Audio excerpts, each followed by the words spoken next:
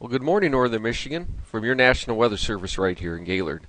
This is meteorologist Mike Boguth with your latest hazardous weather briefing for northern lower and east upper Michigan.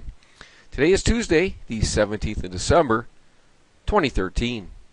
We'll take a look at our hazards from today right on through Sunday. We're looking for accumulating lake effect snow to once again return to the traditional snow belts of eastern upper and northwest lower Michigan. That'll be overnight tonight, with several inches of accumulation possible in those favored areas, and this will cause reduced visibilities along with slick roads.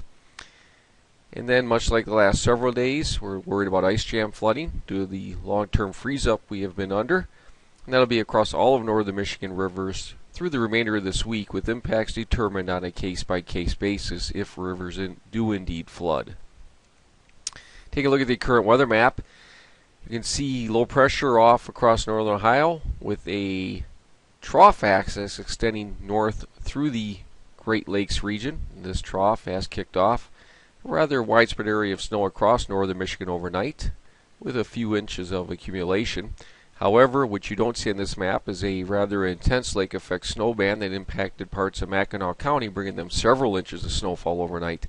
That snow band will quickly move on shore up through the straits early this morning, coming to an end as it does so, but not before dropping another inch or two up that way. And then finally, if you look further off to the northwest, you can see a warm front pushing into Wisconsin with a cold front up into southern Canada. It'll be this system responsible for a little bit of additional light snow today, not a whole lot of accumulation expected, perhaps up to an inch. However, as that cold front drops through tonight, that will once again drop temperatures to cold enough levels to kick off lake effect snows that once again will target the traditional snowbelt regions.